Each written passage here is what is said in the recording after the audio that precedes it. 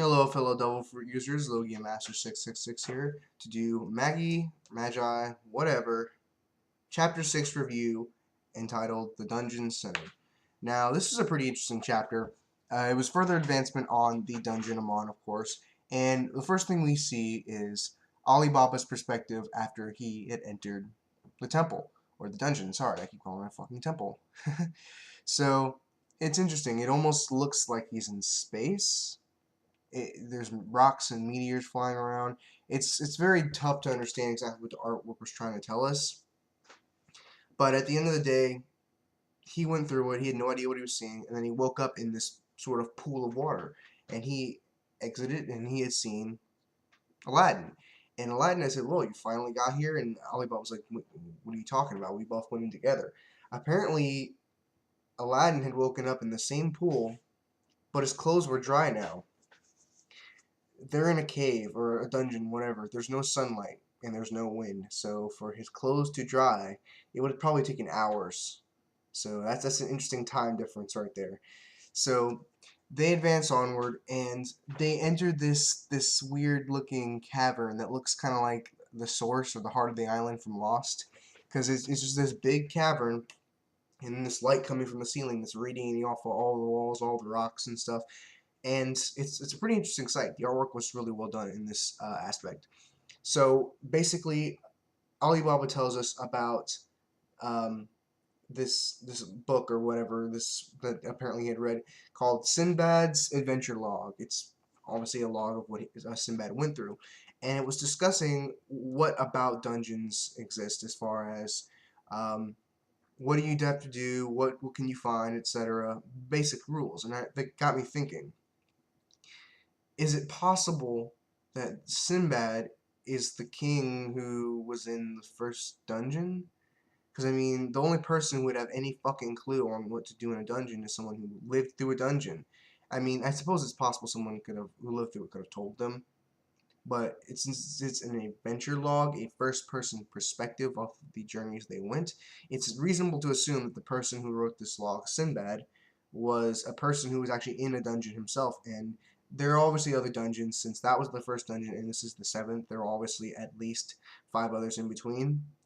It's at the end of the day, the only person so far who we have confirmed to enter and exit a dungeon alive was this king. And now we have Sinbad. So I'm thinking, okay, maybe it makes sense that this character, this king at the beginning of the first dungeon, could be Sinbad. So we move on, and there's this hole in front of them they decide to go through. And for no particular reason, Alibaba just decides to go in and charge them through. And shortly after that, we see Jamil. And I was incorrect on the assumption that he was going to wait until they get out of the temple with the riches to steal it from them and then take them. Instead, he decides he wants to go in and get them himself. Okay, he does, in my opinion, two very stupid things. The first is that even though he has all these riches, all these babes, all this everything, he still wants more, which is stupid. It's like, come on, you have a fuckload, just be grateful. But he says he wants to be second to none, and he's currently second to the king.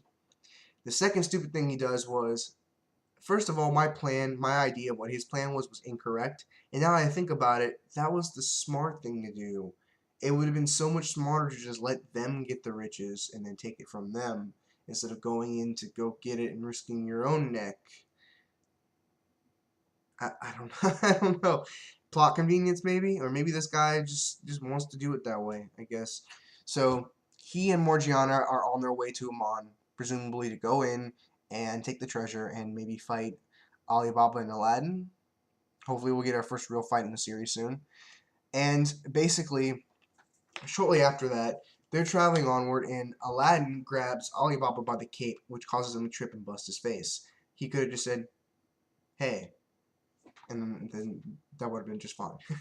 So he asked the obvious and was like, "Hey, maybe we should turn back. I'm getting kind of scared," and it's fucking hilarious.